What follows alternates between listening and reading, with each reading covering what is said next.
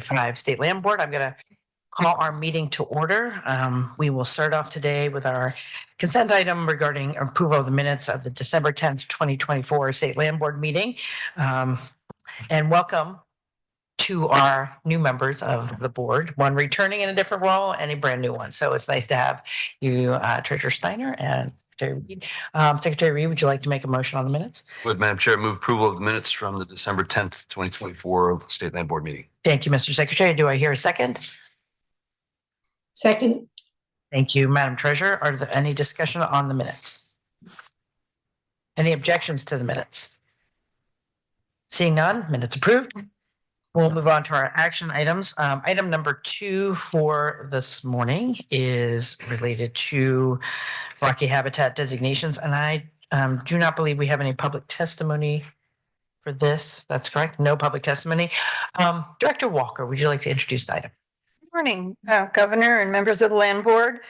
The issue here today with agenda item 2 is whether the State Land Board should adopt updated administrative rules in Oregon Administrative Rule 141-142 to formally incorporate new Rocky Habitat designations in conformance with 3 of Oregon's Territorial Sea Plan, and the authorities are set out below.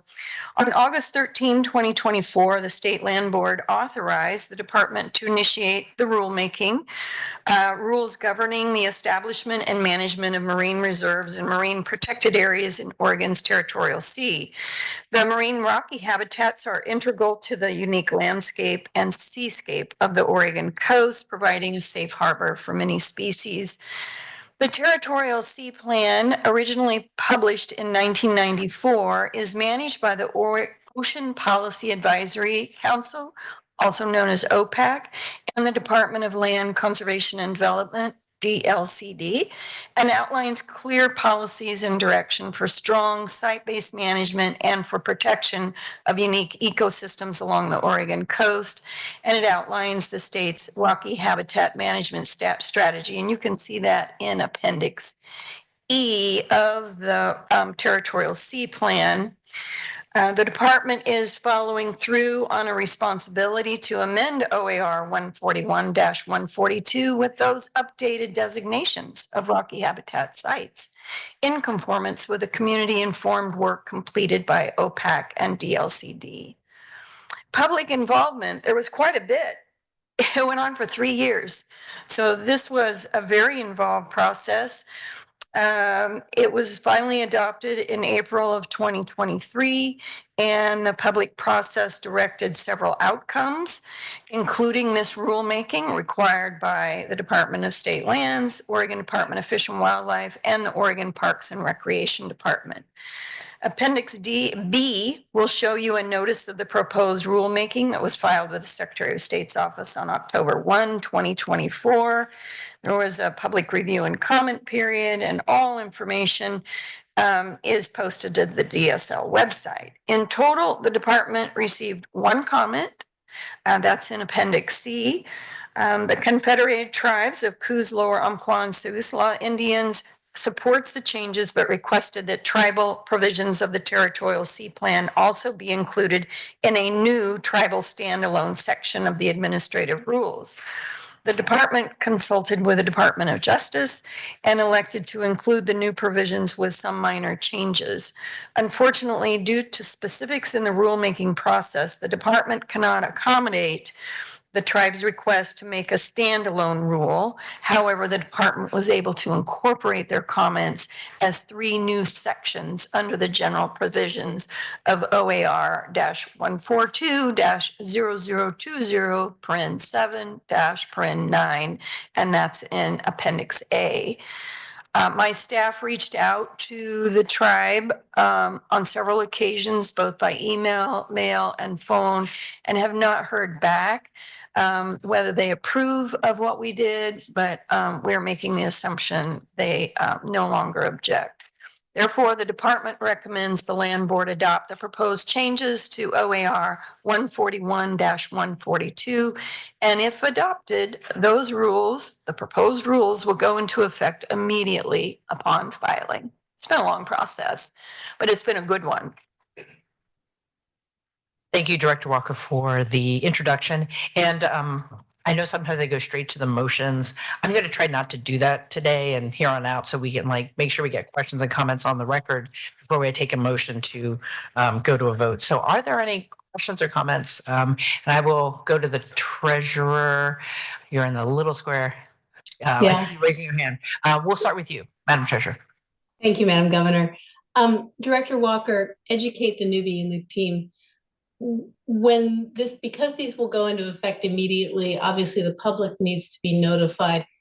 Who's responsible for putting up signage in these areas so that the public doesn't inadvertently violate these rules? Madam Treasurer, I do not know the answer to that, but I am confident my staff who is on the call, Blake Helm, can answer that. He is our subject matter expert. Howdy, Blake Helm, Oregon Department of State Lands. I'm the proprietary specialist. I handle planning and policy for our waterway use authorization program. Thank you, Governor, Secretary, and Madam Treasurer. The signage responsibilities would fall on OPRD, is my understanding, and I'll defer to Andy on this, but parks provide signage, and there's management restrictions on what is allowed within those reserves and other protected areas. And that's the long story short, is they provide the signage. Thank you for that. Do we have, and that's, for those listening, OPRD, Oregon Parks and Recreation Department. Is there someone who can? There's no one from OPRD on the call, but I do see Andy Lanier from DLCD. Yes, good morning, Governor and Treasurer Steiner. That is an excellent question. OPRD is in fact responsible for placing signage where the park abuts their state property. There has been an internal agency coordination process that has coordinated Oregon Department of Fish and Wildlife and Oregon Park staff on the generation of the signage. In the circumstance where a new designation does not abut a state park, then it is the local managing authority that would be responsible. As an example, the Coquille Point Marine Garden is adjacent to a U.S. Fish and Wildlife Service property, and there has already been signage that has been developed in concert with that agency. So there has been a thought out process. Signs are still being developed and put into place. Thank you. And Andy, just your full name for the record, please. Oh, excuse me. Yes, I'm Andy Lanier. I'm the Marine Affairs Coordinator for the Department of Land Conservation and Development. Fantastic. Thank you both. Appreciate the interagency work. Madam Treasurer, additional follow-up? Just a comment, if I may, Madam Governor. I appreciate the fact that there's been good interagency coordination.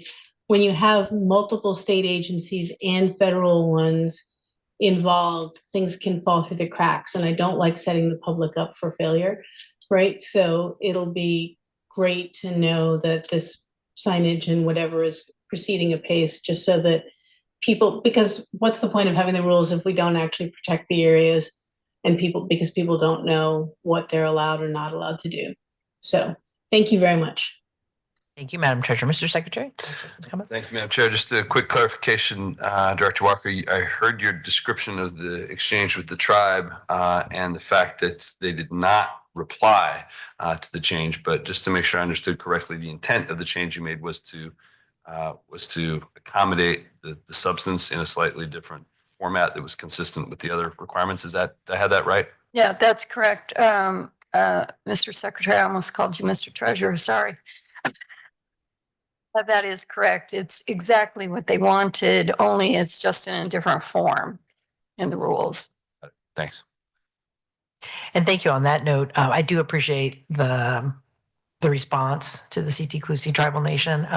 And that might be language we could use going forward for clarity as well and other rulemaking. So it's very helpful, actually. Governor, that's exactly what we thought in the future. We were too far down the track on this one. So we thought this was the best way to handle it and had help from our good counsel, Mr. DeVore.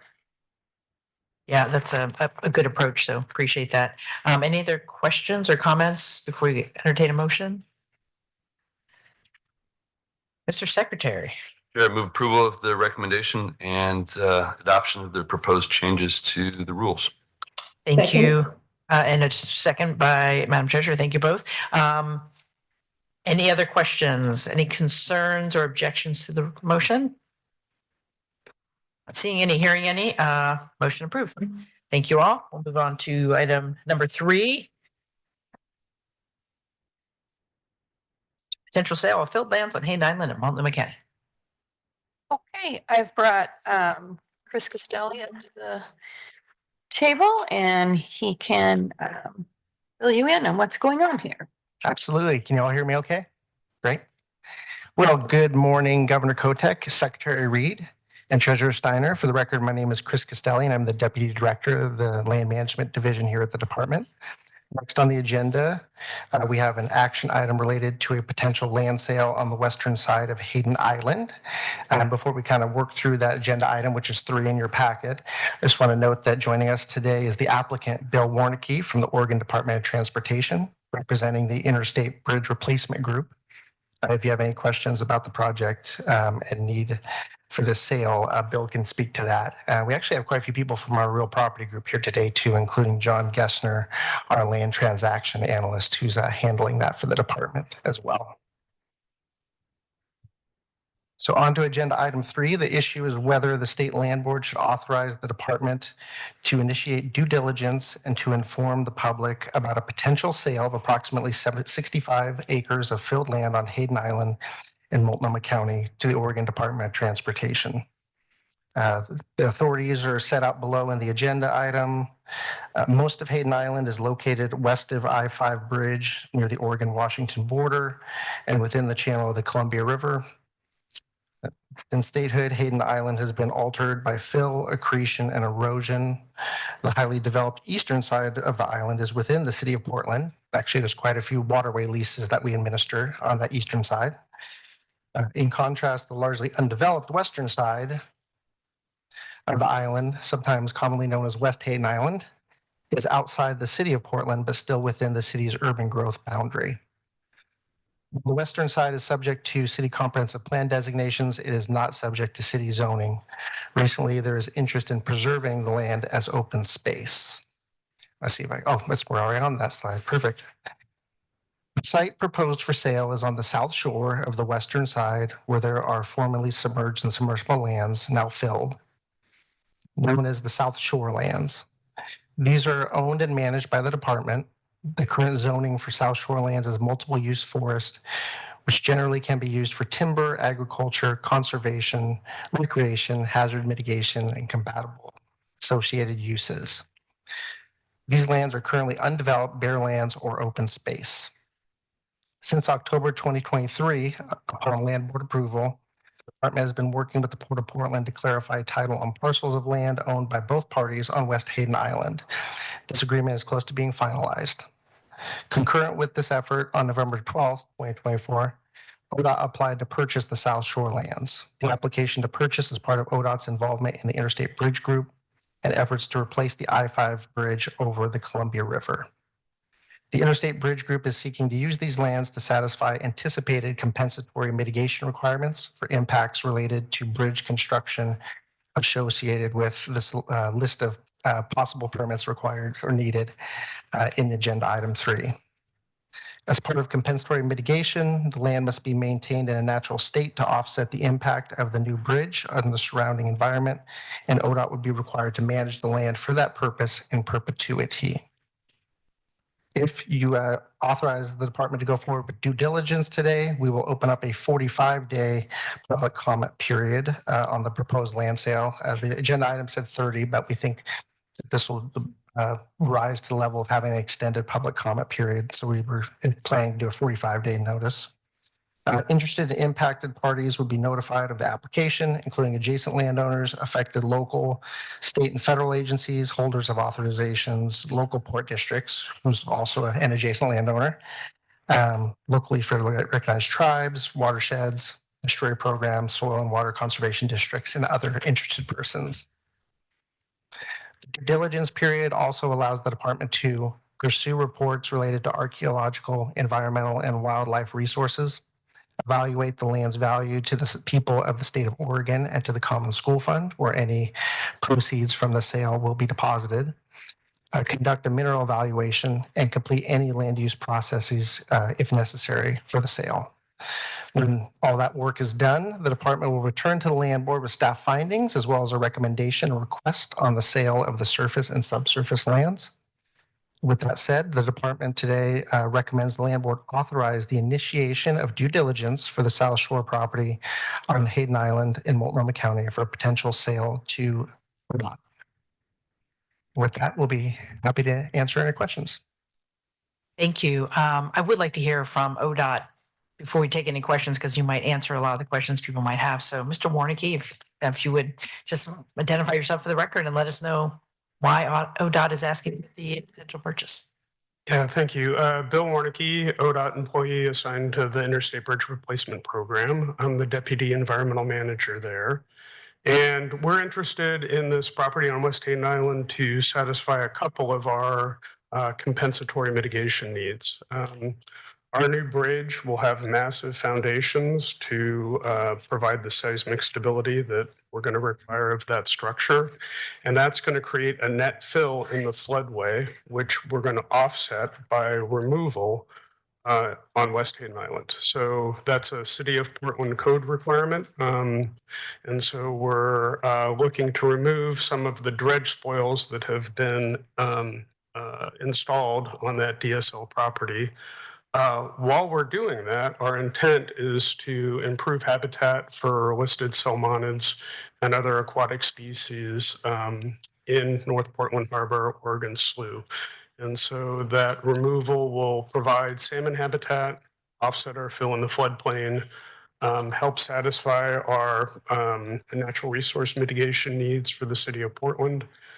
They have a permitting process that requires that mitigation for impacts in the city be accomplished in the city, and West Hayden Island is apparently close enough.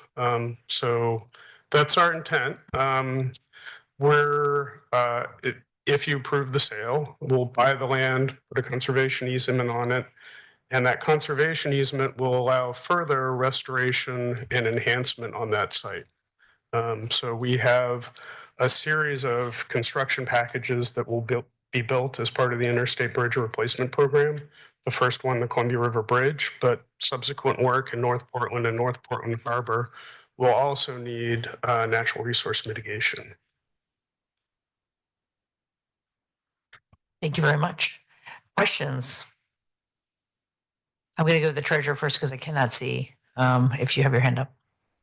I do. Thank you, Madam Chair. Madam Treasurer. Thank you so much. Mr. Warnicki, could you give us some sense of how much of the 65 acres you would need to remove to offset the increased fill for the pilings? Yeah, we have conceptual design at this point, and there are a couple of options to approach that. The one that we think would be most valuable is removing fill along the shoreline, and it's about 1,700 feet of shoreline that we would be removing fill from, creating shallow water habitat to provide rearing and resting habitat for salmonids. So it's not a large part of the site at this point, but as I said, we have future mitigation needs that we're hoping to satisfy there as well. Thank you. May I have a quick follow-up, Madam Chair? Yeah, go ahead. Thanks. Thank you. And you mentioned in the letter that you sent to the board, maybe yesterday, that the hope was that this area would become more accessible to the public for recreation, bird watching, et cetera, but there wouldn't be parking. How would people access the area? I'm just not as familiar with Hayden Island as I should be. So I'd be curious, because it's all well and good to say that it's available, but it's there for it. But if they can't get there and find a place to park, then. Yeah, Currently, that area is gated off and there is no public access. And so to get to the DSL parcel, you have to go through a locked gate, you have to cross BNSF railway right away, Port of Portland, and then BPA. And so, I would anticipate that, as the site is developed into a natural resource park, that those accesses would be addressed through that process with the Port of Portland and others. You can get to the DSL site now by boat. So people are doing that and, we would welcome that access. But ODOT is not proposing to address, all of the access issues to provide that public support. Okay, thank you. Thank you, Madam Treasurer. Mr. Secretary? Thank you, Madam Chair. I'm trying to remember if I can think of another time when a conservation easement results in the removal of land. I'm wondering if you can help me understand how those interact. It seems, I'm not sure if I'm Mr. Warnick here, Mr. Castelli, but can you help me understand how those two interact? That'd be. Yeah, the property on West Staten Island, the DSL property on West Staten Island has inherent natural resource values. There are wetlands, there are forested riparian areas, but those habitats are pretty heavily impacted by invasive species. They were historically filled. There are dredge spoils on site. And so removing some of those dredge spoils would restore that site to its natural condition and provide that habitat for salmonids and other aquatic species. And so that's our intent, to go in and enhance those wetland areas, remove some of those dredge spoils, and restore the site to what it would have been previously. That's very helpful. Appreciate that. One other one, you mentioned, Mr. Castelli, that the change from the 30-day comment period to 45. There's something specific that happened in between the printing of the agenda and today that prompted that? Well, I can actually answer that. Yeah. It was my decision. Okay. I decided that there's been a lot of interest in West Hayden Island and that the public would probably want a more open and lengthier public comment period. So I made that decision.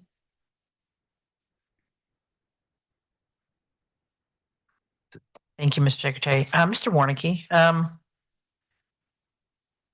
did ODOT approach Port of Portland for the parcel on the other side of the BPA right away, closer to the railway line?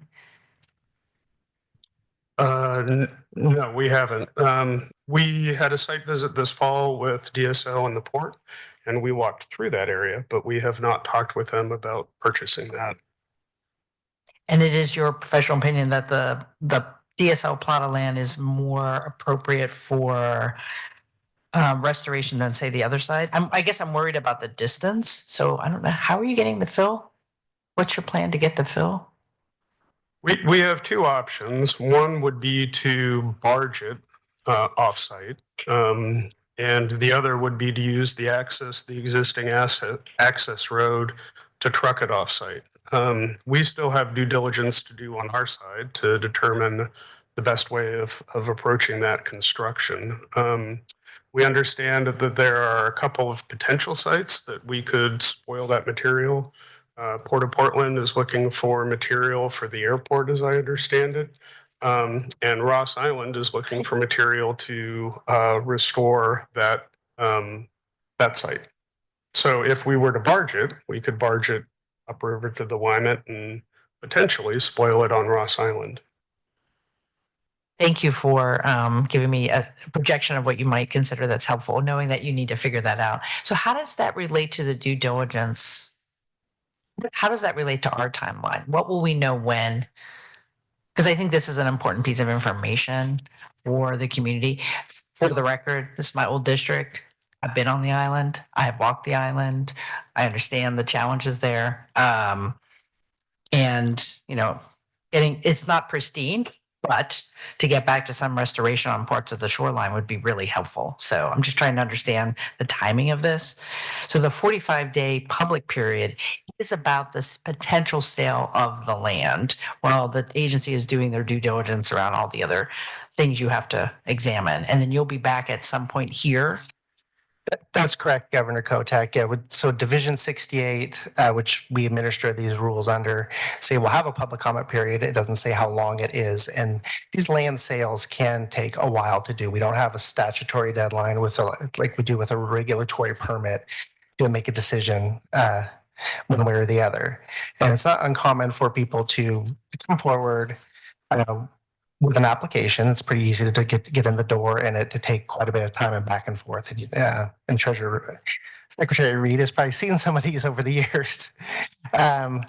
So that's the initial public comment period we're talking about, 45 days to collect information from the public and all those interested stakeholders and others we talked about in the agenda item about what's important to them, what they see in this. But it sounds like it's quite a list of permits ODOT needs to get, and what those regulatory agencies may require or condition their permits from might take some time. So we don't have a timeline for how long the PRP needs to be, and we don't have a drop dead date for when we need to come back to you and say we have a sale. So I imagine we could wait a while to make sure we get enough information to make a good recommendation to the board. Can you explain what PRD is? You used an acronym. PRP, Public Review Process, which is our public review and comment period. Thank you. And Mr. Warnicki, yeah. Yeah. Our goal is to start construction on the Columbia River Bridge in 2027. So in water work window 2027, our regulatory agencies would expect our mitigation to be concurrent with that. So it doesn't have to be done ahead of time, but has to be done during our construction of that new bridge. So that's what we're aiming for. Thank you for that transparency. That does help. Yeah. I mean, just for those who are watching, there is a lot of conversation, finally, I think, with a future goal of making all of West Hayden Island a natural resource habitat / public access / transformation. It's not, from my understanding, the Port of Portland has no plans to develop commercially anymore on that end of the island. So making sure that what you're doing for the good of the bridge project actually aligns with that's going to be important for me as we do the due diligence on that. So sounds like it aligns at this point. Yes, I believe so. So I appreciate that. Any other questions or comments? So the motion at hand is to initiate. Mr. Castelli, did you have anything else? I'm sorry. Oh, I thought maybe you had one more. Nope, you're good. No, Governor. Thank you. Mr. Secretary. Madam Chair, I move approval of the recommendation and the initiation of due diligence for the South Shore property on Hayden Island, Multnomah County for potential land sale to the Department of Transportation. Thank you, Mr. Secretary. Second. Madam Treasurer seconds. Any other questions or comments? Any objections to the motion? Not hearing or seeing any, motion carries. Thank you very much. We'll move on to item number 4. And just for the record, we do have 2 written items of public comment for item number 4 that were, I think, put into the record. Okay. Rich Walker. Thank you, Governor and members of the Land Board. The issue in front of you, agenda item 4, is whether the State Land Board should appoint the candidate presented by the department to fill the vacant position on the Elliott State Research Forest Board of Directors and clarify term end dates. The authorities are set out below. At its April 9th, 2024 meeting, the Land Board adopted a formal oversight structure of the Elliott State Research Forest to ensure public transparency, accountability, and oversight in the administration of the program. This included the creation of a new ESRF Board of Directors and related roles and responsibilities. You can see that outlined in Appendix B.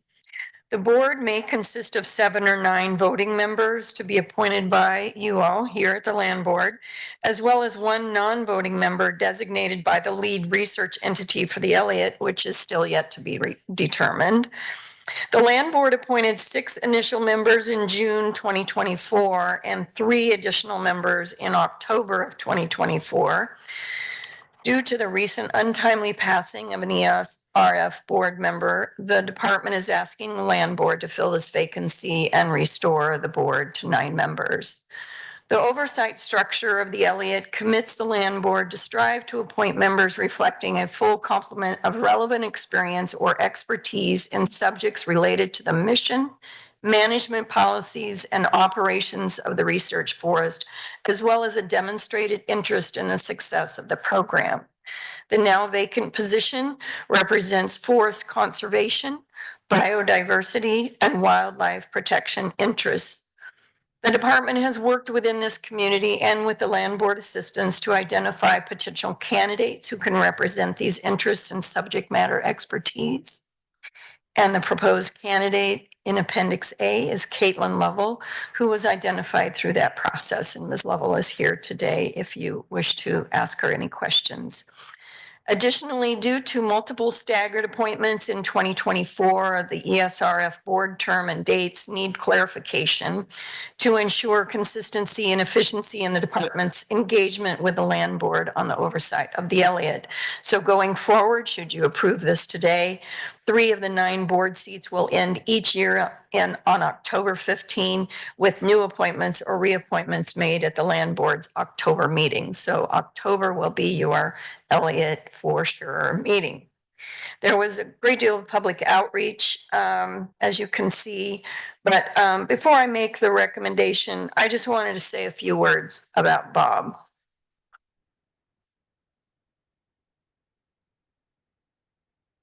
Bob Salinger was a giant in the environmental conservation world, and the breadth of his work was breathtaking. I had no idea how many things Bob was involved in until I read so much about it.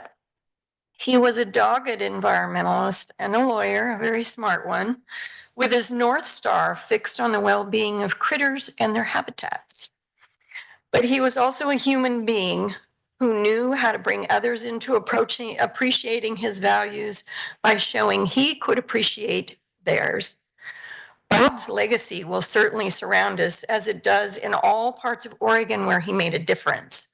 A story that exemplifies how Bob approached his life and his work is found in the High Desert Partnership publication that profiled Bob in the fall of 2022 because of his work on 2 collaboratives on the east side at that time.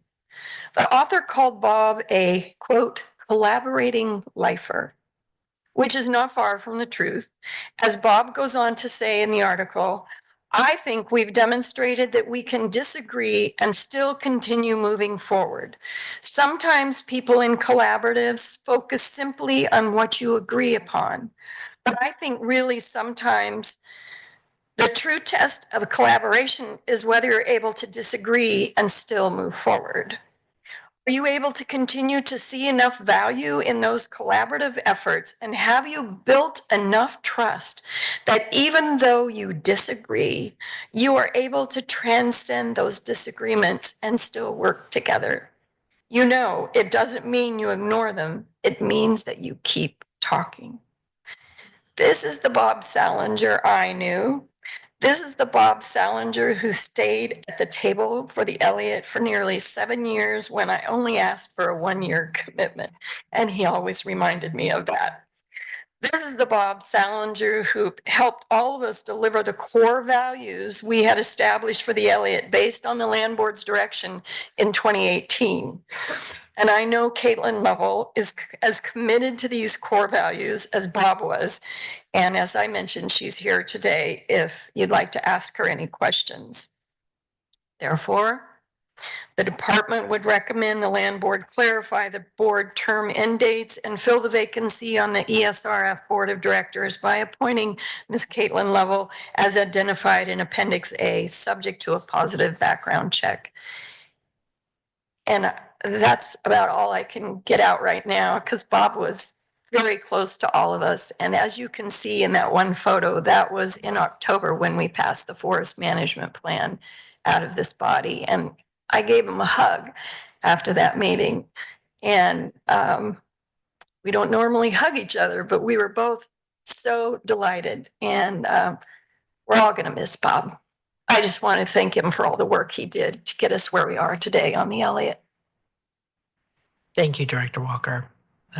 Really appreciate you describing that tribute to Bob. We will miss him for sure. So thank you. Questions or comments? And I just want to say, I want to appreciate Ms. Lovell for stepping forward to serve on the board. Big shoes to fill, and we really appreciate your application and your willingness. Questions or comments, Madam Treasurer? None? Mr. Secretary.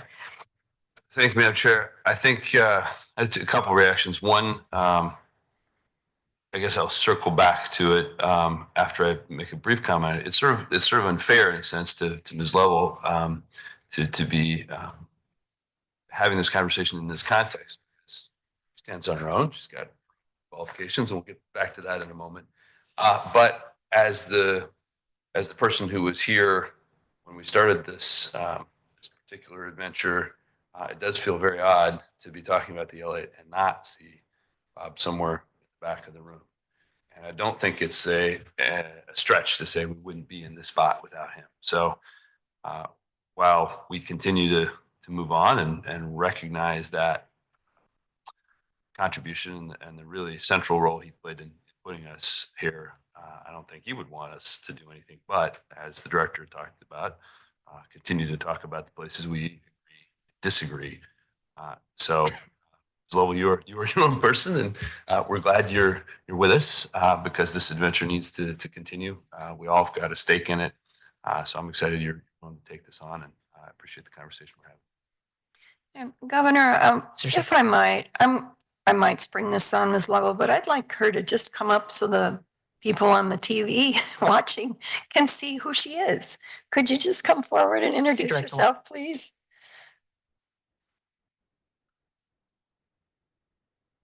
Good morning, Governor, Mr. Secretary, Madam Treasurer. My name is Caitlin Lovell, for the record, and I really appreciate this honor. They are indeed big shoes to fill. I often say that I don't fill Bob's shoes, I just follow in his footsteps. He was a dear friend, and I am honored to be able to continue his legacy on the Elliott. Thank you. Thank you. Appreciate you all. A motion, Mr. Secretary? Madam Chair, I move approval of the recommendation that is to clarify board terms and dates and fill the current vacancy on the Elliott State Research Forest Board of Directors by appointing Caitlin Lovell, subject to a positive background check. Okay, Secretary, Madam Second. Treasurer. Second. Second. Thank you very much. We have a motion and a second. Any other comments or questions? Seeing none, any objections to the motion? Seeing none, hearing none, motion carries. Thank you, Ms. Lovell. Thank you, Director Walker.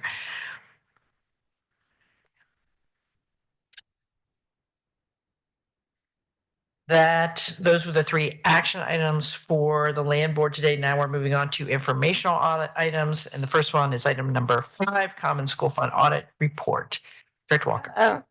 Thank you, Governor. I'd like to invite to the table Leland Miller from Eide Bailly to present the audit report. Good morning, Madam Chair, members of the board. As Vicki mentioned, my name is Leland Miller. I'm a partner with Eide Bailly. Just real briefly, Eide Bailly is a national firm. We have offices that range from the east of in Michigan to the West Coast. I am from the Boise office. We have offices in Spokane and Seattle. We've been trying for Oregon. Haven't been able to find anybody yet, but we're still working on that. But of course, we provide services and everything across all kinds of different industries, but we do specialize in governments. The government industry is one of the top 5 industries firm-wide, and so we spend a majority. I spend all of my time doing governments throughout the year, and so we really appreciate this opportunity to be able to just spend a few minutes with you and just briefly go over the audit process and how it went. first of all, I do want to thank Joseph and Sangeet and Byron Williams, or Byron from the Treasurer's office for their efforts in helping us with the audit. We start the audit on basically October 1st, and we issue the set of financial statements for just the common funds, the only thing that we're taking a look at. And we issue those by the required report date of 11/15. The reason I mention that is because it says a lot about the people and their efforts. So when we start the audit, they have everything pulled and ready to go. And so that we can start out on the day one and that we can meet that deadline. So we really want to just let you know that we consider it a successful audit for meeting the deadline, but it's because of the efforts of the people. And without them, we would not be able to be here and be able to give this kind of report. So just want to thank them. Just a couple highlights from the audited financial statements. One is that the audit opinion that we issued with the financial statement is a clean opinion, or also we refer to as an unmodified opinion. In other words, there wasn't any issues or anything where we had to change our opinion. So the opinion basically states that the financial statements being prepared and being presented are materially correct, that the numbers and the information being presented, and that we didn't have any issues to where we had to modify our opinion when it came to those numbers. So another good indicator from for the people that were putting together the financial statements. Your people, the accounting people, create the financial statements. They put it together. We do have a number of clients where they've asked us to do it and everything. So again, just another kudos to the group. Now, I'm not trying to make them walk on water, but they're good. So just to let you know. A couple of the big items from an audit perspective. One is the investment balances. Is a significant item. The second item that we take a look at is the unclaimed liability. And then of course, there's all the transfers to the other departments within the state that we take a look at. We don't take a look at every transaction, but we do go through and do a risk analysis. And so the two biggest thing is the investments and the unclaimed property liability. I think the biggest thing that people always ask us is, are there any findings as a result of our audit? And we're happy to report that we didn't have any findings for this year's audit regarding whether if there was a breakdown of your internal controls or whether we as auditors had to provide or we found an error in the reporting of the numbers and that they required a journal entry. So we're happy to report that overall that it was a clean audit, that we didn't have any findings when it comes to that information. So there is another letter that's also that's addressed to the board, and it basically goes through and just lists some of the things of our responsibilities, and then also summarizes, like, did we have any issues with management? Did we get the information on the timely basis and everything? And so that report is there for your review, but there are no surprises in there when it comes to that letter. So overall, it was a good audit. It was a successful audit, and we appreciate everyone's efforts to be able to issue a clean opinion on the financial statements for this year. So I'd be open for any questions, if that's allowed. Yes, well, we'll see if people, thank you very much for the presentation. Appreciate that. And appreciate the shout out for the folks in the agency who are doing, excellent work. So thank you. Madam Treasurer, any questions? None from the Treasurer? Mr. Secretary? Thank you, Madam Chair. The only question I'd usually like to ask in these situations, are there things that you would recommend we pay attention to in anticipation of seeing you next time? No, not at this time. Thank you. Thank you. It's okay to be dull. Oh, hey, no, that's Totally fine. perfectly fine. Yeah. We would rather have a dull audit than all the other exciting audits that we run into. So thank you. True. This is true. Well, I think Governor also speaks to the Cracker Jack staff we have here. Yeah, that is a timeline that depends on people being ready to hit that. So that is good to emphasize. We appreciate that. I'll entertain this is an informational, no action. So any other questions? Seeing none, we'll close that informational item and move on to the next one. Thank you so much. Move on to item number 6, which is annual report of the real property program. There we go. We're going to have Chris Costelli join us at the table again. Great. Thank you, Director Walker. Good morning again, everyone. Governor Kotek, Secretary Reed, Treasurer Steiner. For the record, my name is Chris Costelli, and I'm the Deputy Director of the Land Management Division. I'm here with Manager of the Real Property Program, Amber McKernan, and she is joining us remotely on the screen. But with that said, I think I noted we had some real property staff here. John, I mentioned our transaction analyst is here. We also have our ownership guru, who you see a lot of maps from, Aaron Sarah, right there from our Bend office. And I think you all probably know Ryan, our awesome forester, who's been integral to our work on the Elliott State Research Forest. Yes, I think he's the most excellent forester. Yes. We just want to give thanks. Hopefully this presentation won't be boring. Katrina from our comm staff has done a great job helping us with this report and the PowerPoint presentation. We are pleased to present the Land Board highlights of the real property annual report for fiscal year 2024. The full report is in your meeting packet and is currently on the DSL website. Up on the screen, you'll see a list of real property program services and a photo of Travis Simpson, our new rangeland technician. But I think you met him at the Land Board Awards probably back in October. The real property program operates out of the Bend office, managing 764,000 acres of school lands. School lands are any lands managed by the real property program that send revenue to the Common School Fund, distributed twice a year to all K through 12 public schools in Oregon. There are 11 staff in real property with a range of expertise to cover our services, including rangeland management, forestry, archaeology, real estate transactions, and historic ownership. While the uses of these school lands benefit the Common School Fund, they also serve as recreation destinations for Oregonians, for economic opportunities in Eastern Oregon, and provide critical wildlife habitat. Real property handles the department's land transactions and ownership determinations, as well as mineral right transactions for all other state agencies. In the report, we have listed a number of key financial highlights. The slide on the screen shows a fire that impacted our financial performance this year. The Stockade Block Fire was started by a vehicle in August of 2023 and extinguished thanks to the help of the Bureau of Land Management crews. The department paid $575,000 for the BLM fire suppression costs, but insurance is expected to reimburse these expenses. Also, the Elliott State Research Forest has been a source of high expense in recent years. This year, expenses were down, and the real property program had a net positive income for the first time in 5 years.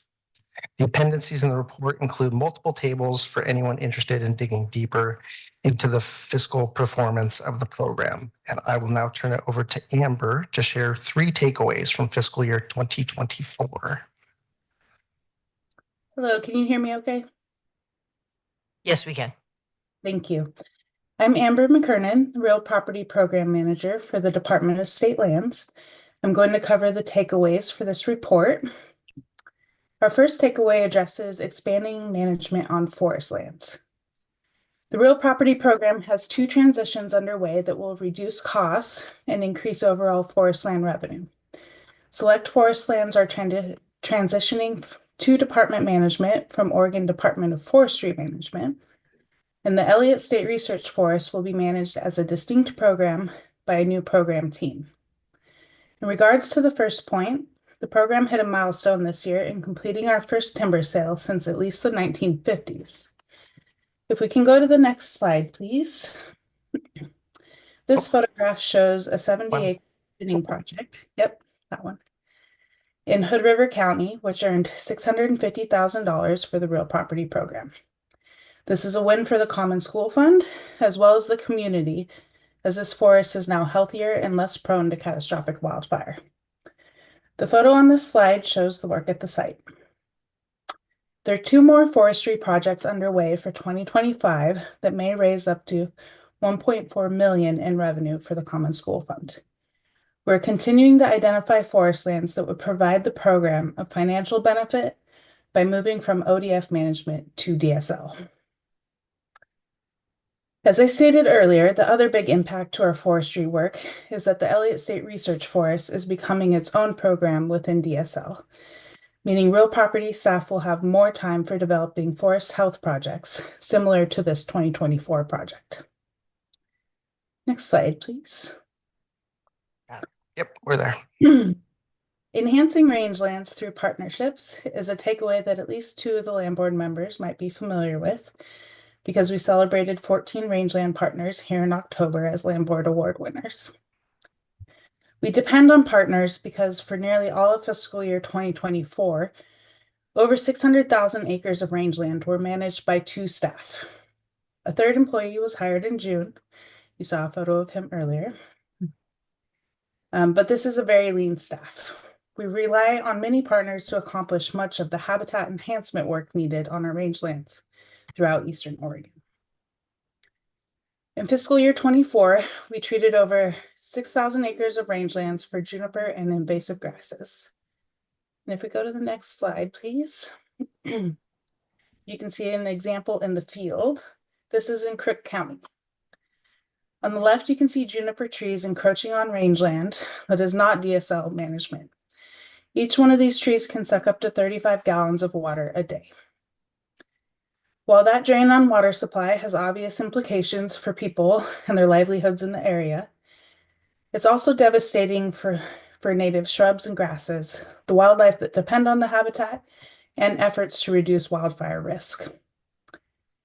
On the right side of the screen, you see school lands actively under management, where we leave old growth juniper and cut the rest. Nearly $400,000 of grant funding was spent through these DSL partnerships in fiscal year 24. And while this was a focus on rangelands, our forestry program is gaining momentum around building partnerships as well. Next slide, please.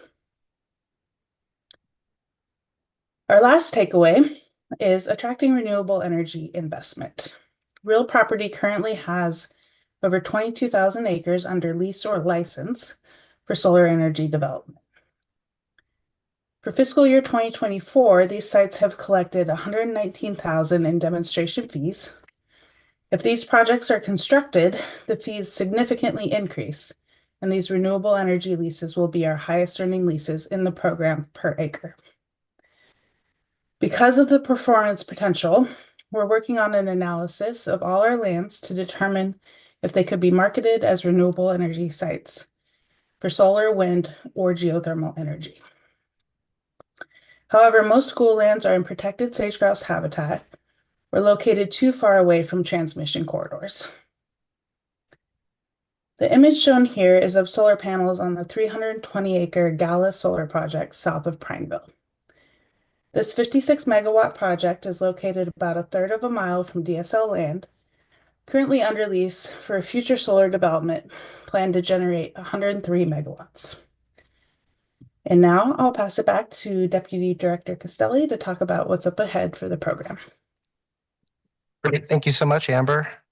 So looking ahead to the future, there's a few things I want to bring to the Land Board's attention. We have 7 upcoming actions, as you can see on the slide. We are wrapping up work on a renewable energy analysis that we hope to present to the Land Board shortly. This document identifies department lands that have favorable attributes for renewable energy development, kind of building on some of the slides we saw just a minute ago. Our staff continue to evaluate and discuss whether certain forest lands should move from Department of Forestry to DSL, being decertified by the Board of Forestry. All forest lands east of the Cascades are now entirely under DSL management. So staff will be identifying forest lands west of the Cascades that are a better fit for DSL management. At the December Land Board meeting, the board approved the new rules on communication sites, and staff are already setting up new leases governing the 6 communication sites on DSL lands across the state. We also have lands owed to the state, about 1,500 acres of land from the federal government. Real property staff meet monthly with the BLM, working through potential properties for transfer to the state. It is anticipated that about 80 acres will come to the state by mid-2025 in La Pine, which you'll hear about a little more from Director Walker, probably another Some forest lands in Lane County may also be transferred in the next year or so. And then there's solar development, which we covered. Lastly, there's 4 changes coming to the program. 3 of these changes are already underway and completed. The asset management plan was approved by the land board this past October. This new plan impacts how we track and classify our school lands and sets actions to focus on during the next 10 years. The Elliott State Research Forest is now operating independently of real property. This change will allow our forester to focus on DSL managed and ODF managed forest lands more in the future, and it will have fiscal performance implications as well in the real property reporting. The third change worth noting is our grazing fees. There's a formula that determines grazing fees, and the only variable that increases the formula is calf market prices. So with calf market prices rising last year, the grazing fees are increasing by roughly 29% this year. And we have been working with our lessees individually to ensure they're aware of the increase and assist in payment planning as needed. Our pricing after this change will still be in between the federal rates for grazing leases and private rates, and we think that accurately reflects the level of service provided by the state. This will have a noticeable impact on rangeland performance fiscally. Finally, we have been informed that Department of Forestry revenues on ODF managed school lands, DSL forest lands, are expected to be lower in the coming years due to timber production delays related to the development of the Western Oregon State Forest Habitat Conservation Plan. Fewer timber projects are being initiated at this time. The report ends with several appendices that reflects the real property program by numbers. This includes acreages, program performance for the past 3 years, authorizations, land transactions, return on asset value, performance indicators. We also added a new table showing a rolling 3-year average of our net operating income. So thank you for your time today, and we look forward to any questions. Turn it back over to Director Walker. Thank you. Excuse me for this excellent report. I'm really excited about the renewable energy piece. That was one of my goals when I first came into the department 7 years ago. So that is very exciting, and geologic carbon sequestration is part of that. So we have a really good staff. It's a lean staff over in the Bend office, but they do exceptionally well at meeting our needs and making the program successful. Thank you, Director Walker. Thank you, Mr. Castelli. We'll start with Madam Treasurer. Any questions? Feedback? Yeah. Thank you, Governor. It's a combined question, I think, for Ms. McKernan and Mr. Castelli. It's sort of a multi-part question. I'm going to ask the whole thing all at once, and then we can take it apart. The first piece is that if ODF had still had control of those forest lands, would they have been likely to make those timber leases, and would the funds thereafter have gone into the Common School Fund also because they generated from state lands? And the second piece of that is, how are the decisions made about which pieces of forest land make the most sense for DSL to take over managing? And then the third piece is, given what Mr. Castelli said in his wrap-up comments about ODF predicting lower timber sales, why would that be any different if DSL were managing the land than if ODF? Because presumably forest land is forest land, and it's involved in the Western Habitat Conservation Plan, excuse me, as well. So maybe I'm missing something as the new person, but I don't quite get all of this. Not that you guys aren't doing amazing work. I don't mean that in the slightest, but I just need to understand all the logistics of this, if you would, please. Thank you, Madam Treasurer. And those are really good questions, especially as a new person to the land board, not having seen what we've been doing about these forest lands. So I've invited Ryan Singleton, our forester, our most excellent forester, as his nickname, to come up and explain that, because he can do a really good job. And I think there's a good reason, especially in Hood River, why we did a good job up there. So Thank you, Director. yourself. Is this on? Yes. For the record, my name is Ryan Singleton. I'm the DSL forester. It's not hard to be the most excellent forester when there's only one of us. I can also be the worst forester.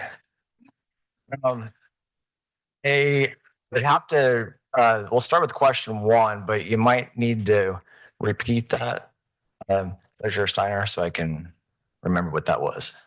Sure. If ODF had still had control of the lands and they had sold the timber leases for the thinning, for example, on that parcel in Hood River County, would the funds still have gone to the Common School Fund? And if Yes, they so, would. why is it, okay, so why is it better for so the corollary is, why is it better for DSL to be doing this than ODF? Don't get me wrong, I'm perfectly happy about it. I just need to understand the rationale. Yeah, it really comes down to cost. So you have one person, being myself, that goes out and does the entire timber sale. So this is laying the timber sale out, marking all the trees, doing all of the whole process from A to Z, getting the timber sale up and ready to go and to market. And one thing we do with our lands on the east side is we do not clear cut them. They are thinnings. So off of 70 acres to make $652,000 was pretty good. And so the overhead that ODF would have to do that same process would be, I would say, fivefold what it costs, the department here to do. So on a small scale, one forester is able to do all this work where it takes a whole team of ODF folks plus a lot of Salem overhead to do those timber sales. So yeah, and at this point I'm a sunk cost. So I'm not gonna say it was for free, but I'm getting paid either way. So that's the first. Can you repeat the second question? I hope so. How does DSL decide which properties make the most sense for DSL to manage compared to ODF? Yeah, so what we're going to do is look at what we did to begin with anyways. We looked at the Klamath properties, and that was around 6,500 acres that we decided would be better suited for us to manage because they were low income producers with high management costs. So we have those under our management, which we will again begin to manage here pretty soon, and those will start to produce revenue, but again at a much lower cost. The future ones we're looking at are over in Southwest Oregon, they're just kind of sitting there with no real future income potential because they're down in Southwest Oregon, low productivity, et cetera. But yet they cost us a lot. There's a lot of fixed costs to go in with ODF management. And so those properties we will also look to pull into our portfolio and then manage those over time. So we, again, have a high overhead fixed cost per acre from ODF, whether they are managed or not. And so if they come under our management, then we don't have those kind of costs and we can avoid them. Okay, I'm going to go back to the third question, my third question, and then I'll have a fourth with your indulgence, Madam Governor. The fourth question was, if ODF is predicting lower revenues from timber sales due to the Western Forest Habitat Conservation Plan, would the same be true of us, or is it not so true based on what you've just told us, because DSL is taking lands that are generally speaking less productive than the ones that than the Western forests, which tend to be more productive? Yeah, so we have, I think, approximately 25,000 acres that would be under the Western Oregon HCP. And I guess proportionally speaking, a lot of those under the HCP will become habitat and will not be manageable. So over time, we're not looking at a lot of acres that are productive, at least I would say in the short term. In the long term, because of the age class distribution we have with those 25,000 acres, I think we'll get more revenue over time. But whether we have an HCP or not for those lands through ODF, we're hitting a little bit of a low point. So long-term, HCP might be a good thing because we'll have certainty and protection, for all the species of concern that are under that HCP. So that hopefully that answers it.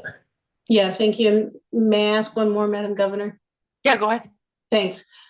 Given everything you're telling us about why it's cheaper for ODF to manage these lands, in theory, cheaper for DSL to do it. In theory, if DSL takes over management of more and more land, then eventually we're gonna need more staff. And at what point does it equal out in terms of the management costs, or is it just that ODF is so much bigger? It's almost always going to be cheaper for DSL to manage them. Yeah, I think if we ended up, say, long-term taking over the final 25,000 plus acres on the west side to manage that, we'd have to hire a couple foresters and to manage those on the west side. I don't think we don't need the staff that ODF has to do the work. The question would be, would we manage it under the Western Oregon HCP, or would we pull it out of the HCP? And that would be something that we'd have to evaluate and see what we want to do there. The way that HCP is set up right now, we can be a co-permittee and still manage the lands for ourselves under that permit. If it ends up, they're still not through with that HCP. That's still another year plus out before that is resolved. So that's something that we'll have to look at. But certainly we could manage those lands for certainly a lot less cost than is currently happening right now. Great. Thank you very much. Thank you for your indulgence, Madam Governor. You're welcome, Madam Treasurer. Thank you, Mr. Secretary. Thank you, Madam Chair. Two, I think, relatively quick questions. One, the conversation that you're having with the treasurer does prompt another question for me. This question of differential costs. Have you given any consideration to whether the tribes might play a role on some of these lands with transfer or management, whether that cost differential will be present there as well? Yeah, I haven't really thought about that. Something certainly to consider, but at this point, no, I have not considered that. I certainly think that would be worth considering, both in terms of the restoration of traditional lands and the cost advantages potential, so on. Liking that. Second, switching topics a little bit, the question around grazing fees is interested in, I described that being uniquely dependent on market prices. It had me thinking about the mechanisms in other parts of the state where there are collaring mechanisms and how that slope can be managed a little bit. Is that present here? What do you hear from farmers and ranchers about how the system works for them? Well, well, yes, absolutely. But our great, I was just going to say our great rangeland staff, who I'm glad you all got to meet in October, are all at a conference right now in Sub-Zero Spokane, I think. We do have Amber, who has a lot of experience with this group and can answer that question. Thank you. Happy to answer that question. Thank you, Secretary Reed. The grazing fee formula was set up by the Rules Advisory Committee at the time that the grazing rules were put into place. So there was a big collaborative process at that point in time that created the formula. So the price of the cow-calf pair is integral to the formula. And all of our lessees are aware of how it rises and falls. And they're aware that it lags behind the market conditions. So it's a somewhat known entity, and they're able to plan for it. Are you planning any changes to that? I'm thinking about the way a lot of markets move with a lot of volatility. Are there any mechanisms that damper those ups and downs and how they can plan for it? Well, we can work with them, as far as like payment plans and things like that. As far as adjusting the fee or the formula, we would have to convene a group within a rulemaking to do that. Okay. Thank you. And Mr. Secretary, if I can add to the question about working with the tribes, we will be working with the tribes on the Elliott. And so it'll be a good opportunity to see how that partnership will play out. Thank you, Director. And I agree with the comment from the Secretary about engaging with our tribal nations on that. Couple of questions. Rangelands, appreciate the conversation about grazing fees. And I'm remembering this was somewhere, so if it's somewhere you can point me to, that would be fine too. We had a lot of damage on rangeland during the fire season. The increasing costs for the folks who graze their cattle, for example, on rangeland. How much how much of ours was damaged? Are we being approached to allow our rangeland to be used differently? I'm just trying to understand what's happening, particularly in I'm looking at the map, Hardin County, those parts of the state. I think Amber's probably the best person to field that one, being head of our real property group out of Bend. Sure. So thank you for the question, Governor. The costs that were mentioned in the real property report were from 2023, and that was a fire that was started by a vehicle along Highway 78. So that was kind of a unique start as far as wildfires go. Not totally unique, that happens quite a bit, but as far as the last fire season went, which was a really big fire season, we only had about 10,000 acres, a little more than 10,000 acres that were impacted. And those were scattered properties, isolated, smaller properties across Eastern Oregon. When we end up with really high costs, like that 575,000 that we saw in the report, that tends to be a fire that happened on one of our largest pieces of land. So it's a contiguous acreage, hundreds or thousands of acres in one place. That's when we tend to rack up the highest wildfire costs. Thank you, Amber. And has DSL been approached by any of the rangeland owners who have lost their grazing land on federal land to graze? Is there a process by allowing them to be on DSL land? Has that been a conversation at all? In that sense, I don't think so.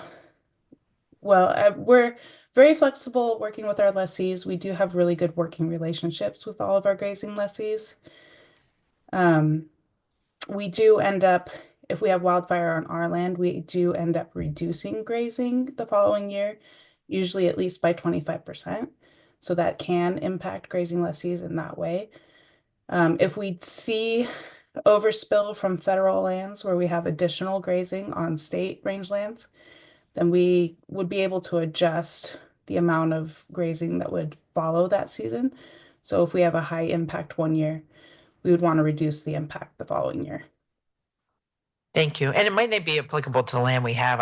When I was visiting during the fires, particularly in Hardin County, real concern about losing the federal land, not having other additional federal rangeland available. So just didn't know if that was a conversation that the property owners out there were exploring. So thank you for that. On the finishing the renewable energy analysis, that's coming soon. Are you considering pump storage in that analysis as well? Oh, I'm sorry, I didn't hear. Pump storage? Or is it only solar and wind? I don't know what the plan is. Amber, do you want to answer that one? Battery storage seems to be a component of almost all renewable energy developments at this point. So Okay. anytime we see a development come through, there's always a battery storage component as part of the application. That is helpful, but not pump storage, where you're moving water to generate. Probably not. No. Yeah, they're a little more complicated projects, but okay, thank you. Scale too. A larger scale, much larger scale. Any other questions or comments for our real property folks? Thank you. Thank you for all of our questions and answering. Thank you for your time today. Yeah, thank you. Thank you, team. Appreciate it. It was great to have this report. When I met with Treasurer Steiner the other day, I told her we have these annual reports that appear throughout the year, and this was going to be an exciting one to give you a really good examination of what we do. It's a good time for the newbies to get that report. So Yeah. absolutely. I remember I appreciated when I started as well. So item number 7, Department of State Lands Director recruitment. Okay, I'll ask Ms. Ally Ryan Hansen to come join me at the table. Well, this is kind of weird. This is about my replacement. Thank you, Governor and members of the Land Board. I am retiring in June, as you know, and so I've asked Ally to come to the table, and Ally and Tricarico Schwartz, our human resources generalist, are going to be key DSL partners supporting your appointment of a visionary leader in June, because that's what I'm anticipating you are going to do ahead of my official retirement date. As a reminder for the audience in the room and online, the State Land Board is responsible for appointing the DSL director to a 4-year term. The Oregon State Senate has nothing to do with this appointment. The Land Board assistants participate in the hiring process on behalf of their Land Board members, and the process is administered by the department. I've taken every opportunity over the last 7 years to share how absolutely proud I am to lead a remarkable group of people in doing what is truly extraordinary and wide-ranging work for Oregon, and you saw a good example of that today. I plan to continue to talk about that to everyone I meet, and you, as the formal recruitment framework for the director position comes together for your consideration and approval at the end of this month. And I'm going to keep talking about it in my retirement to my grandchildren, because DSL has been a highlight of my long public service career. This is an informational item, so there won't be any voting today, but we wanted to provide you with a broad timeline for the recruitment process, as well as some early thoughts on desired attributes of the next DSL director. What we've sketched out is a transparent, inclusive, and thoughtful process, and I'd like to hear from you about whether we're on the right track as Ally presents that. So I'll have Ally put the draft timeline up on the screen for you to look at, and let me know as that happens. Do you have any thoughts or questions before we get started? Not seeing any, but there might be afterwards. So Okay, go right ahead. great.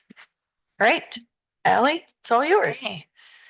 Good morning, Governor Kotek, Secretary Reed, Treasurer Steiner. For the record, my name is Ally Ryan Hansen. My pronouns are she, her. It is a pleasure to be assisting with this recruitment process. This is our recruitment outline.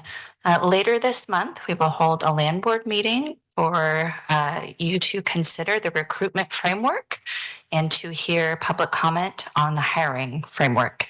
That hiring framework will include a hiring plan with additional detail on the steps in the recruitment process, the position description, and the desired attributes for the department director.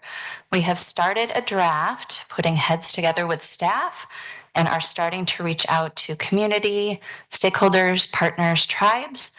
The working draft is at your desk, and Treasurer, we emailed that working draft to you this morning to give you a sense of where we're headed.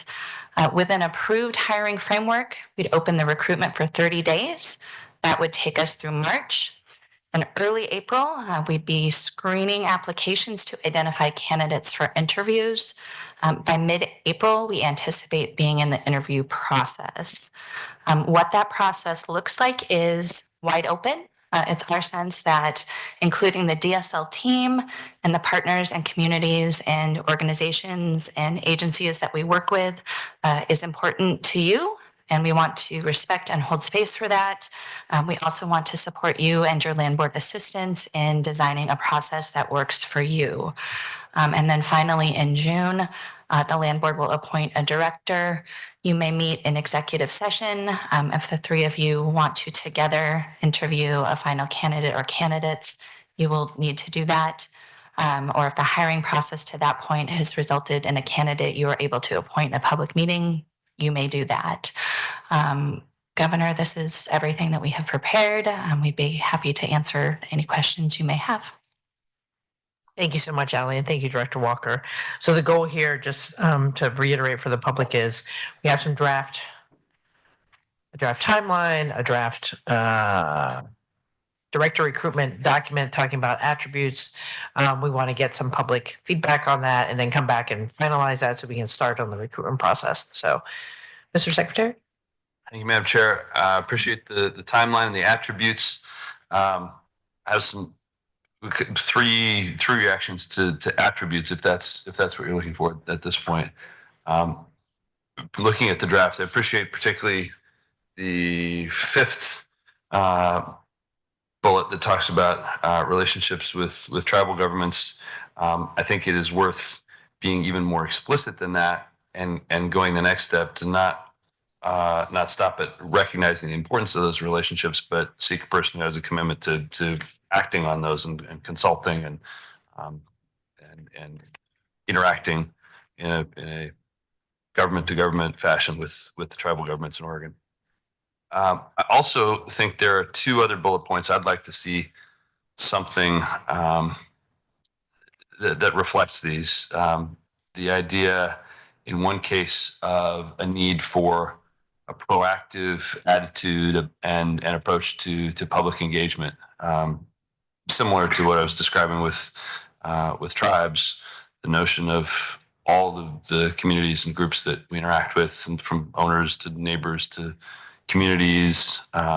It's not just about convening them, but we've seen examples in recent years where processes were not followed in the ways that they should, that put us in bad spots and did not appropriately respect those communities. So I think that's an important attribute, a real commitment there as well.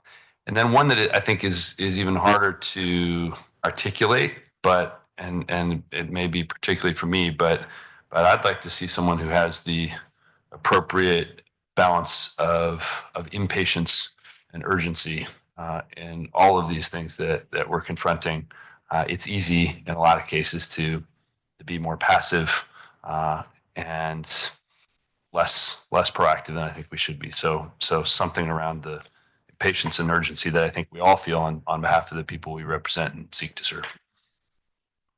Thank you, Mr. Secretary. Just to add on to that, because I do think that you have demonstrated, Director, a proactive nature on rulemaking that I think is something we're trying to achieve across the enterprise. For example, when we had the issue in South Central Oregon, where you went out and did public rulemaking in the community. I forget the basin. I'm blanking on the name, but you made the decision to go out there personally and do rulemaking in the community. And I thought that type of proactive nature, I think, is something we want to see from folks who understand rulemaking is not a static thing. You have to actually have opportunities for feedback and be more proactive in the community. So, so thank you, Mr. Secretary. Madam Treasurer, do you have any questions or comments right now? If I could, Madam Governor, thank you. I just want to build on what Mr. Secretary said about the outreach with the tribes. You know, I was fortunate to inherit, thanks to then Treasurer, now Secretary Reed, an agency where extensive work had been done when recruiting division leaders to recruit nationally to ensure really great diversity in the agency. And I'm really impressed by the level of diversity we have in senior leadership in the agency. I guess my concern is 30 days going to be enough for the kind of outreach that would likely engender a more diverse candidate pool? And as Mr. Secretary said, sufficiently engage our tribal nations in the state and have the opportunity to bring in someone who may have a different cultural perspective on managing these lands while maintaining that sense of urgency that he also referenced.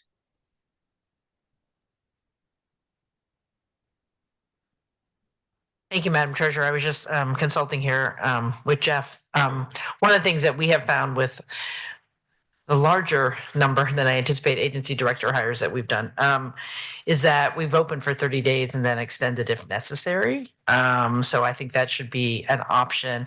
I will also say I do really appreciate Director Walker for letting people know she's leaving. I think the news is getting out there. So even though the formal posting would only be 30 days, I think we are trying to get the word out there. So hopefully when it does open up, it won't be, opening up cold, and we'll have people interested. So, but I think we will want to double check that outreach, and we are getting a good pool. And if not, if we need more time, that will obviously change the timeline a little bit, but we'll have to be flexible. So Thank you, Governor. thank you. I'm sure one other comment is I listened to your comments after mine. I was focused, of course, on how to articulate what I was trying to say, and hearing you say what you said makes me motivated to say these comments are not intended as criticism where we are now, but just articulation, encapsulation of what I'm about for where we're going. I couldn't agree more, and I didn't take it that way. As we've Yeah, been I second experiencing that. rulemaking processes in other agencies, it's important to be thinking about how you're going to do rulemaking. I'm going to leave it at that. So, but no, I did not take that as a criticism. I was just giving an example where I think we have been proactive here. We don't want to lose that. I think that's super important. Madam Treasurer, any other comments? No, thank you. You are welcome. Any other, Ally or Director Walker? No, Governor, members of the land board, I think this is really good. We've had our staff contribute to these desired attributes. So I appreciate the involvement. I did send a letter out last week to the 5 tribes that work on the Elliott, bringing them up to date about what we're doing on the Elliott, and also let them know in that letter that I would be retiring. So we'll make more effort to make sure the tribes, I was planning to do that, make sure the tribes are aware, and I'll be making some personal calls to some of the tribal chairs. Thank you for doing that. I think that will be helpful. And just to clarify again, because we don't have a meeting scheduled in another one in February, we'll be calling with proper notice. A special meeting, virtual meeting to go over that one particular item where there will be available time for public comment. Correct. I think is the plan. So for those of you who are watching who follow these meetings regularly, that is the plan. So you'll see another meeting pop up in this month to go through the framework and the attributes so we can get started on the process. We don't want to wait till the next regularly scheduled meeting. So that's exactly right. Thank you. Thank you. Thanks, everyone. And I think with that, we are to our other item in informational. Yes, thank you. Thank you, Ally. All right, well, thank you for your time and insight at today's meeting. I'd like to close with a brief update on 2 projects related to housing, which I'm very excited to tell you about, and an introduction of our new Elliott State Research Forest staff. So first to the housing projects, the Stevens Road tract and the in lieu acquisitions. So creating more housing is a top priority for Oregon, and we're trying to do that as quickly as we can. And we have a few projects underway. So I'm excited to share progress on the new housing being built on the east side of Bend, where there is a large parcel of land the department has owned and managed for many years on Stevens Road, but are now in different stages of development. And previous land boards have been aware of our work at Stevens Road. The 382-acre western half is now known as Stevens Ranch, and it was sold in November of 2020. Homes are being built and sold as we speak. The master plan includes over 1,700 single-family and attached units when fully developed. Currently, there are houses for sale ready to move into with asking prices between $577,000 and $950,000, though most of them are falling in the $700,000 range. The remaining 261-acre eastern half, known as the Stevens Road tract, until it's purchased and they rename it, but it was accepted into the Bend's urban growth boundary through House Bill 3318 in 2021. The bill requires 20 acres of those lands to be deed restricted for affordable housing. That was my request and my negotiation on that bill. And 7 acres of those are tied to the Common School Fund's mission to support public education by giving priority for sale to households in which at least one individual is employed by an education provider. It's a first of its kind innovative approach to set aside housing for educators. And I just got the goosebumps. So it's one that I'm walking out of this agency as one of the things that I'm very proud of. For the eastern half, the city's comprehensive plan identifies a mix of high density, medium density, and standard density development, totaling more than 2,500 units on the Stevens Road tract once developed. So in total, we're looking at a future potential of 4,200 units in Bend across the Stevens Ranch and Stevens Road tract. Once it's all sold and developed, we'll be able to share more details about that as that moves along. Then we have an in lieu land update. Alas, the federal government still owes us 1,477 acres, just as a craw on my side, because not all of the lands granted to the state were available at statehood. So those became known as in lieu lands. We had to sue to get those, and we sued in the mid-90s, and we're still working on it. But as my staff mentioned earlier, we meet monthly with the Bureau of Land Management to review land selections, primarily with an eye towards land that can contribute to housing opportunities for Oregon. And to put it in context, the Stevens Road parcel is an in lieu parcel. So we are doing that. Our problem is aggravated by the fact that staff changes, administrations change, and who the heck knows what's going to happen with this administration and what's happening with the federal employee workforce. I do have good news to share, though, and I love to share good news. There's an 80-acre parcel in La Pine, and I think we have a slide to show that if Ted was given instructions about that. But there is an 80-acre parcel in La Pine, which has cleared for transfer to the state and is in the final stages of the BLM process. It's zoned for high density residential development, and it's located within urban growth boundaries, so we don't have to go through all of that. And it's located just north of Roslyn Elementary School near the Little Deschutes River, and it's adjacent to bare land already on the market. So this will be good. And there, I saw that. You'll see it come up. There it is. There it is. There's that piece of land. You can't really see much on the map, but it is a good piece of land. And let's see. That'll work. So we hope to complete that transaction by mid-2025. We're already in February, so I'm looking forward to that completion. And we'll continue working on other lands.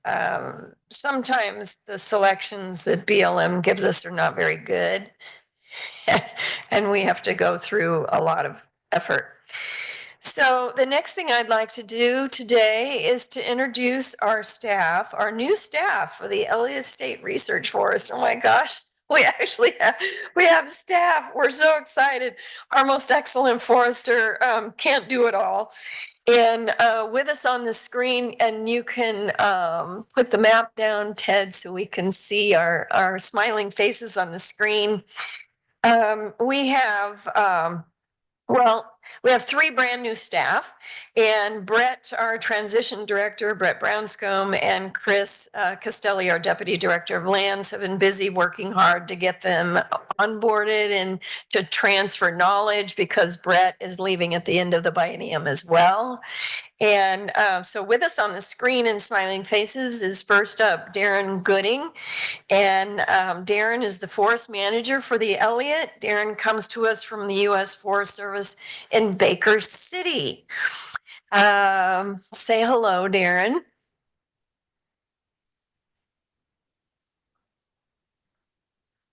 You're trying to, but we can't hear you. Gosh darn it. All right. Well, if it happens, we'll come back to you. We also have Amy Price on the screen. Amy is the Elliott's new biologist. We have a biologist now. Woohoo! And Amy came to us, another federal employee from the U.S. Fish and Wildlife Service. Amy, can you say hello? Morning. Can you hear me? Yes. Oh, good. Thank you very much for the introduction. You're welcome. And Darren, were you able to get your voice going? Can you hear me now? Yes, we can. There we go. Good morning, Governor Kotek, Secretary Reed, and Treasurer Steiner. It's my pleasure to be taking on this new role and excited to help lead the research forest into the new chapter and the great things coming ahead. So appreciate the opportunity. I'm glad to be here. And yes, and Emma, I knew she was in the room. Somewhere Emma's in the room. Where are you, Emma? Emma? Emma Sloan is our policy and partnership coordinator, and she is fresh from completing her master's degree at OSU College of Forestry. So we're so excited to have Emma here. She's already planning events and outreach and collaboration. You want to say hello? Yeah. Good morning, Governor Kotek, Secretary Reed, Treasurer Steiner. Thank you for the introduction and nice to be here. And after these fine folks came on board, our support staff will be hired very soon. We had quite a few applicants for that.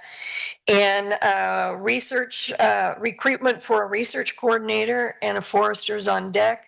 The forester position we advertised and we failed that one, but we think with new movement in the federal workforce, we may have some more opportunities. So we will be advertising that one as well. In the meantime, Ryan is very busy taking care of all the forest land that we own. Thank you, Director Walker, and welcome. I've been thrilled with the progress in the hiring, so welcome. We are happy to have you. I would just warn you, the person you have to impress is the man who's been around longer on this issue, Secretary Reed. Thank you, Madam Chair. All right, Governor, members of the board, that's all I have for you for today. We will likely have a robust meeting in April. I only have 2 more left with you. So I will make the best and most of my time and look forward to assisting in the recruitment of someone to take my spot.